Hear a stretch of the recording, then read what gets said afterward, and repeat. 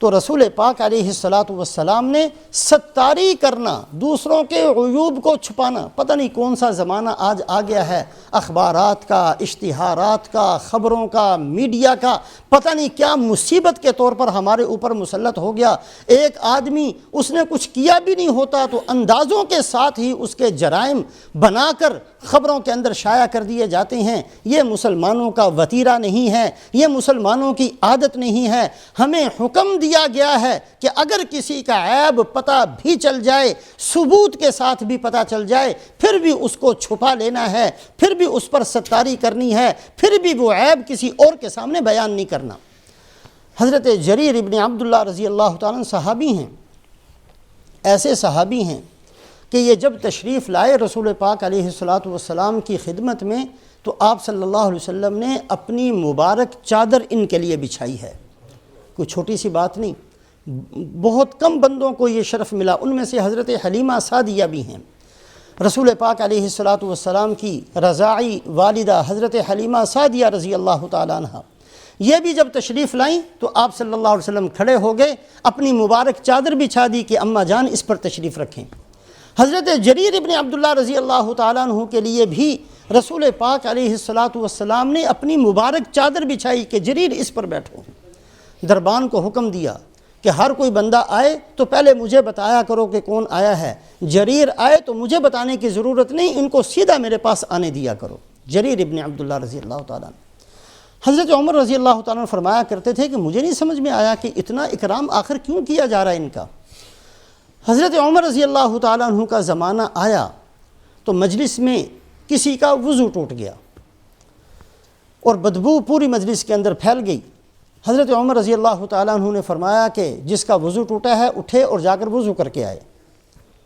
حضرت جریر ابن عبداللہ رضی اللہ عنہ فرمانے لگے امیر المؤمنین اگر آپ فرمائیں تو ہم سب کے سب نہ وضو کرائیں تاکہ اس بندے کا کسی کو پتہ نہ چلے، اگر آپ فرمائیں اجازت دیں تو ساری مجلس ساری کی ساری جا کر وضو کر آتی ہے۔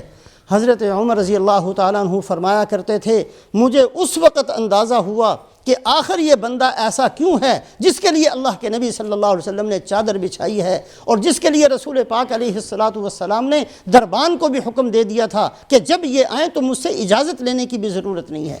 یہ خوبی تھی ان کے اندر۔ حضرت امام ابو حنیفہ رحمۃ اللہ علیہ، اللہ پاک نے ان کو کشف کی بہت بڑی ایک بہت بڑا درجہ نصیب فرمایا تھا۔ وضو کوئی بندہ کرتا تو وہ پہچان لیا کرتے تھے کہ اس وضو کے اندر کون سا گناہ اس کا دھل رہا ہے، وضو کرنے سے گناہ دھلتے ہیں۔ امام ابو حنیفہ رحمۃ اللہ علیہ کو نظر آ جایا کرتا کہ اس پانی کے اندر سے کون سا گناہ دھلا ہوا ہے، لیکن اللہ پاک سے دعا مانگی کہ اے اللہ مجھے یہ کشف نہیں چاہیے، اس کی وجہ سے کسی کا عیب میرے سامنے ظاہر ہوتا ہے، میں یہ نعمت نہیں چاہتا، یہ کشف کی یہ والی کشف کی صورت مجھ سے سلب کر لیجئے اور مجھ سے لے لیجئے، مجھے یہ نہیں چاہیے۔ جن لوگوں کے سامنے رسول پاک علیہ الصلاۃ والسلام کی ستاری کا حکم تھا ان لوگوں نے اس طریقے سے اپنی زندگی کو گزارا ہے۔ تو ستاری کرنا، دوسروں کے عیوب کو چھپا لینا، یہ بھی خیر خواہی کا ایک حصہ ہے۔ آپ صلی اللہ علیہ وسلم نے فرمایا شہر المواسات، رمضان المبارک خیر خواہی کا، ہمدردی کا مہینہ ہے، اس کے اندر خیر خواہی کو سیکھنا ہے، اور خیر خواہی کا ہی ایک حصہ ہے صلہ رحمی کرنا، رشتہ داروں کا آپس میں جوڑ رکھنا بہت بڑی ضرورت ہے۔ بدقسمتی سے آج الحمدللہ ہمیں کسی چیز کی دنیاوی اعتبار سے کمی نہیں ہے، لیکن بڑی تکلیف ہوتی ہے جب کوئی بندہ آ کر کہتا ہے جی میرا بھائی مجھ سے ایسا لڑتا ہے اور میری بیوی میرے ساتھ ایسے لڑتی ہے، اور فلاں رشتہ دار کی آپس کی جب لڑائی جھگڑے آتے ہیں تو بڑی سخت تکلیف ہوتی ہے۔ رسول پاک علیہ الصلاۃ والسلام نے تو یہ ارشاد فرمایا تھا من احب ان یبسط له فی رزقی وینسأ له فی اسری فلیصل رحمہ، جو آدمی یہ چاہتا ہے اللہ اس کے رزق کو بڑھا دیں، اور جو آدمی یہ چاہتا ہے اللہ اس کی عمر کو لمبا کر دے، اس کو چاہیے اپنے رشتہ داروں کے ساتھ صلہ رحمی کرے۔ صلہ رحمی کے ساتھ پیش آئے، رشتہ داروں کی غلطیوں کو معاف کر دے، رشتہ داروں کے ساتھ جوڑ رکھے۔ صلہ رحمی بہت بڑی ایک چیز کا حکم ہے، اور رسول پاک علیہ الصلوۃ والسلام فرماتے ہیں کہ 2 جرم ایسے ہیں جن کی سزا فوری طور پر اللہ دنیا کے اندر بھی دے دیتے ہیں، اور آخرت کے اندر جو سزا ہے اس میں بھی کوئی کمی نہیں کرتے۔ ایک تو ظلم ہے جس کی سزا فوری طور پر ملتی ہے، اور دوسری قطع رحمی کرنا، رشتہ داروں سے لڑائی کرنا، ایک دوسرے کا گریبان کھینچنا اور ایک دوسرے کو ذلیل اور رسوا کرنے کی کوشش کرنا۔ یہ 2 جرم ایسے ہیں ان کی سزا فوری طور پر دنیا کے اندر بھی آ جاتی ہے، اور آخرت کے اندر جو سزا ہے اس کے اندر کوئی کمی نہیں کی جاتی۔ رشتہ داری کا خیال رکھنا، رشتہ داریوں کو نبھانا، رشتہ داریوں کو لے کر چلنا، اس چیز کا حکم ہے۔ یمحو اللہ ما یشاء ویثبت وعندہ الکتاب، اللہ پاک جو تقدیر کو بدل دیتے ہیں، اس کی تفسیر کے اندر مفسرین فرماتے ہیں یہ صلہ رحمی بھی ان نیکیوں میں سے ایک نیکی ہے جس کی وجہ سے اللہ پاک عمر کی جو تقدیر لکھ دی ہے اس کو بھی اللہ بدل دیں گے۔ اگر اللہ نے لکھا ہے اس نے 60 سال جینا ہے، صلہ رحمی کرنے والے کی عمر بڑھا دی جاتی ہے، صلہ رحمی کرنے والے کا رزق بڑھا دیا جاتا ہے۔ رسول پاک علیہ الصلوۃ والسلام معراج میں تشریف لے گئے۔ سنتے رہتے ہیں ہم لوگ کہ واپس آ کر فرمایا کہ اے بلال، تیری جوتیوں کی آواز میں نے جنت میں سنی ہے۔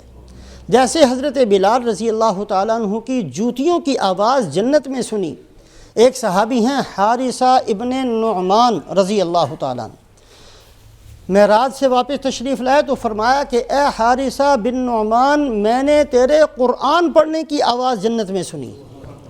جنت میں قرآن پڑھنے کی آواز کس کی؟ حارثہ ابن نعمان رضی اللہ تعالیٰ عنہ کی۔ کیوں؟ اس لیے کہ صحابہ میں یہ صلہ رحمی میں سب سے زیادہ مشہور تھے۔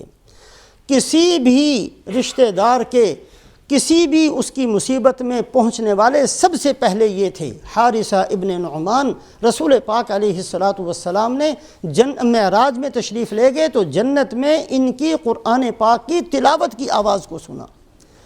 حضرت ابو ہریرہ رضی اللہ تعالیٰ عنہ ایک جگہ تشریف لے گئے، لوگوں نے کہا جی مل کر دعا کرتے ہیں۔ یہ جو مل کر دعا کرنے کا صحابہ کے اندر ایک رواج تھا، بدقسمتی سے آج ہمارے اندر ختم ہو گیا ہے۔ ہمارے اندر جیسے یہ ہے کہ کوئی اللہ والا آ جائے تو ہم کہتے ہیں جی کچھ بیان ہو جائے۔ پرانے زمانے میں صحابہ کے زمانے میں یہ تھا کہ اگر کوئی بہت بڑے صحابی آئے جو اکٹھے ہو کر ہمارے لیے کوئی دعا فرما دیجئے، تو صحابی دعا فرما دیا کرتے۔ حضرت ابو ہریرہ رضی اللہ تعالیٰ صحابی ہیں، تابعین کا تبع تابعین کا مجمع ہے، تو لوگ اکٹھے ہو گئے کہ جی آپ صحابی رسول ہیں، حدیث پاک بہت کثرت سے آپ نے روایت کی ہے، آپ تشریف لائے ہیں، تو آپ ہمارے لیے دعا فرما دیں۔ حضرت ابو ہریرہ رضی اللہ تعالیٰ عنہ دعا کرانے کے لیے بیٹھے، اور بیٹھتے ہی فرمایا کہ دعا تو میں بعد میں کروں گا، پہلے ہر وہ بندہ اس مجلس میں سے اٹھ جائے جس نے رشتہ داروں کے ساتھ لڑائی کر رکھی ہے۔ اس لیے کہ اگر قطع رحمی کرنے والا مجلس میں ہوتا ہے تو اس مجلس کی دعا قبول نہیں ہوتی۔ دعا میں کروں گا لیکن پہلے وہ بندہ اٹھ جائے اس مجلس کے اندر جو قطع رحمی کرنے والا ہے۔ 1 دفعہ کہا، 2 دفعہ کہا، پھر تیسری دفعہ کہا، ایک آدمی اٹھا، جلدی سے بھاگا ہوا گیا، تھوڑی دیر کے بعد واپس آیا، پھر مجلس کے اندر بیٹھ گیا، اور حضرت ابو ہریرہ رضی اللہ تعالیٰ عنہ نے دعا فرمائی۔ اس نے بتایا کہ میں اپنی پھوپھی سے لڑا ہوا تھا، ان کے 3 دفعہ کہنے سے میں ابھی گیا، جا کر پاؤں پکڑے، معافی مانگی، اور معافی مانگ کر میں ابھی آیا ہوں۔ حضرت ابو ہریرہ رضی اللہ تعالیٰ عنہ نے پھر دعا فرمائی۔ حضرت ابن مسعود رضی اللہ تعالیٰ عنہ بھی ایک جگہ تشریف لے گئے، ان کا قصہ بھی ایسے ہے کہ بہت سارے لوگ اکٹھے ہو گئے، اور اکٹھے ہونے کے بعد دعا کی درخواست کی۔ انہوں نے بھی فرمایا کہ میں دعا اس وقت کروں گا اگر کوئی قطع رحمی کرنے والا یہاں موجود ہے تو وہ یہاں سے اٹھ جائے، اس لیے کہ قطع رحمی کرنے والے کی دعا کے لیے آسمان کے دروازے بند کر دیے جاتے ہیں۔ تو رسول پاک علیہ الصلوۃ والسلام نے اپنی امت کو جو تربیت دی ہے، فرمایا ہوا شہر المواسات، رہن سہن ہمارا کیسے ہونا چاہیے، مسلمان دوسرے کی ستاری کیسے کرے، اس کے عیوب کو کیسے چھپائے، رشتہ دار آپس میں کس طریقے سے رہیں، اور اگر کوئی ضرورت مند آ جائے تو اس کی ضرورت کو پورا کرنا۔ حضرت عبداللہ ابن عباس رضی اللہ تعالیٰ عنہما رسول پاک علیہ الصلوۃ والسلام کے چچا زاد بھائی ہیں۔ رمضان المبارک کا اعتکاف جو آخری 10 دن کے اندر ہوتا ہے، اعتکاف کے لیے مسجد نبوی میں موجود ہیں۔ صحابی، اعتکاف، رمضان کا اعتکاف، مسجد نبوی کا اعتکاف۔ ایک آدمی ضرورت مند آیا اور بڑا غم زدہ پریشان ان کے سامنے بیٹھ گیا، زبان سے کچھ نہیں کہا۔ اس کو پریشان دیکھ کر حضرت عبداللہ ابن عباس فرمانے لگے کہ کیا بات ہے بھائی، بڑے پریشان ہو، بڑے مصیبت کے اندر لگتے ہو، میں تمہاری کیا مدد کر سکتا ہوں؟ انہوں نے کہا کہ اے رسول پاک علیہ الصلاۃ والسلام کے چچا زاد بھائی، فلاں آدمی کا حق ہے میرے ذمے، اور میں اس قبر والے کی قسم کھا کر کہتا ہوں کہ میرے پاس اس وقت ادا کرنے کے لیے کچھ نہیں ہے۔ حضرت عبداللہ ابن عباس فرماتے ہیں کہ میں تیری سفارش کر دیتا ہوں۔ کہا جی آپ کا بڑا احسان ہوگا، میری سفارش کر دیجئے۔ تو حضرت عبداللہ ابن عباس رضی اللہ تعالیٰ عنہما اٹھے، اعتکاف موجود تھا لیکن اٹھے، جوتی پہنی اور اس کے ساتھ مسجد سے باہر نکل گئے۔ اس نے کہا جی حضرت آپ کا تو اعتکاف ہے۔ کہا مجھے پتہ ہے، میں بھولا نہیں ہوں، اعتکاف کی قضا بعد میں کر سکتا ہوں، لیکن اس وقت جو تو ضرورت مند میرے پاس آیا ہے، اسی قبر والے سے رسول پاک علیہ الصلاۃ والسلام کے روضہ اقدس کی طرف اشارہ کر کے اسی قبر والے سے میں نے سنا ہے، اور ابھی زیادہ وقت نہیں گزرا، یہ کہتے ہوئے رونا شروع کر دیا۔ ابھی زیادہ وقت نہیں گزرا، میں نے انہی قبر والوں سے سنا ہے کہ آپ صلی اللہ علیہ وسلم نے فرمایا اگر کوئی آدمی کسی مسلمان کی ایک ضرورت کو پورا کر دے تو اللہ پاک اس کو 10 سال کے اعتکاف کا ثواب دیتے ہیں، 10 سال کے اعتکاف کا ثواب۔ اور ایک دن کے اعتکاف کا ثواب اتنا ہے کہ اللہ پاک اس بندے کو جہنم سے 3 خندقوں کے برابر دور کر دیتے ہیں، اور ایک خندق کا فاصلہ زمین اور آسمان کے برابر۔ اگر ایک سال کے 365 دن ہوں تو 10,950 خندقوں کے برابر اللہ پاک اس کو جہنم سے دور کر دیں گے۔ 10,950 خندقیں، یعنی اتنا فاصلہ، جتنا فاصلہ زمین سے آسمان تک ہے وہ 10,950 دفعہ ہو، اس بندے کو اللہ دور کر دیں گے جو مسلمان کی ایک ضرورت کو پورا کرے، لیکن ضرورت اخلاص کے ساتھ پوری کرے، نام لگوانے کے لیے۔ وَلَا تُبْطِلُوا صَدَقَاتِكُمْ بِالْمَنِّ وَالْأَذَىٰ۔ اگر تم نے کسی کا بھلا کیا ہے اور اگر کسی پر احسان کیا ہے، کسی کو صدقہ خیرات دیا ہے، اور اگر تم نے اس کا احسان جتلا دیا تو وہ سارے کا سارا اجر و ثواب گڑے میں چلا جائے گا، کچھ نہیں ملے گا۔ لا تبطلوا صدقاتکم بالمن والاذى۔ جو بعض دفعہ سننے میں یہ بات آ جایا کرتی ہے، اور جی فلاں وہ ہماری زکوٰۃ سے ہی تو پلا ہے، او فلاں جی میں جانتا ہوں اس کو، کل تک تو ہم اس کو زکوٰۃ دیتے رہے، آج وہ آ کر ہمارے سر پر بیٹھ گیا ہے، کل تک تو ہم اس کا خرچہ بھیجتے تھے اور آج وہ آ کر جو ہے ہمیں آنکھیں دکھاتا ہے۔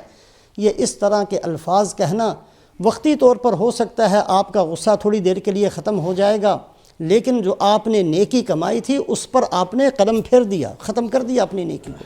لا تبطلوا صدقاتکم بالمن والاذى۔ اپنے صدقات کو ضائع نہ کر دینا احسان جتلانے کے ساتھ یا تکلیف پہنچانے کے ساتھ۔ احسان جتلانا تو یہی جو ابھی بیان کیا، اور تکلیف پہنچانا کیا ہے؟ میں نے تجھے اتنے پیسے دیے ہیں نا، اب تیرے ذمے ہے میرا یہ کام کرے۔ اگر پیسے دے دیے اللہ کی رضا کے لیے دیے ہیں تو اس سے کام تو نہیں لے سکتے، اس سے اس کو تکلیف نہیں پہنچا سکتے، نہ احسان جتلا سکتے ہیں نہ اس کو تکلیف پہنچا سکتے ہیں۔ احسان جتلایا پھر بھی اجر و ثواب ختم، اور تکلیف پہنچائی پھر بھی اجر و ثواب ختم۔ حضرت ملا جیون رحمۃ اللہ علیہ بہت بڑے ہندوستان کے بزرگ گزرے ہیں، وہ فرماتے ہیں، مسئلہ لکھا ہے انہوں نے کہ اگر کوئی آدمی اپنے ہاتھ سے صدقہ خیرات کرتا ہے اور اس طریقے سے کرتا ہے کہ اس کا ہاتھ اور نیچے فقیر کا ہاتھ، فقیر کے ہاتھ میں نہیں پہنچتا بلکہ پہلے اللہ اپنا ہاتھ رکھتے ہیں، پہلے اللہ کے ہاتھ میں جاتا ہے اور پھر اللہ کے ہاتھ سے فقیر کے ہاتھ میں منتقل ہوتا ہے۔ مسئلہ لکھتے ہیں کہ اگر وہ فقیر جس کو سب نے دیکھا کہ اس صدقہ دینے والے نے صدقہ دیا اور فقیر کے ہاتھ میں نظر آیا ہے، لیکن فقیر اگر قسم کھا لے کہ تو نے مجھے کچھ نہیں دیا تو اس کو قسم کا کفارہ نہیں دینا پڑے گا، اس لیے کہ واقعتاً اس نے اس کو کچھ نہیں دیا، اس کے ہاتھ میں نہیں گیا، درمیان میں اللہ کا ہاتھ تھا۔ دینے والا جب دیتا ہے درمیان میں اللہ اپنا ہاتھ رکھتے ہیں، پھر وہ فقیر کے ہاتھ میں پہنچتا ہے۔ اسی وجہ سے ایک حدیث قدسی کے اندر اللہ رب العزت فرماتے ہیں قیامت والے دن ایک بندے کو بلائیں گے اور بلا کر فرمائیں گے کہ اے بندے، میں بھوکا تھا، تو نے مجھے کھانا کیوں نہیں کھلایا؟ وہ ایک دم دیکھے گا کہ اے اللہ آپ کیا فرما رہے ہیں، آپ تو ساری دنیا کو پالنے والے، یہ آپ نے کیا فرما دیا کہ میں بھوکا تھا تو نے مجھے کھانا کیوں نہیں کھلایا؟ پھر اللہ فرمائیں گے مجھے کپڑوں کی ضرورت تھی تو نے مجھے کپڑے کیوں نہیں پہنائے؟ وہ کہیں گے اے اللہ آپ رب العالمین، سارے جہانوں کے رب، یہ آپ نے کیا فرما دیا؟ اللہ فرمائیں گے کہ میرا فلاں بندہ بھوکا تھا، اگر تو اس کو کھانا کھلاتا تو وہ ایسے ہی تھا جیسے تو نے مجھے کھانا کھلایا۔ میرا فلاں بندہ ضرورت مند تھا، اگر تو اس کی ضرورت پورا کرتا تو ایسے ہی تھا جیسے تو نے میری ضرورت پوری کی۔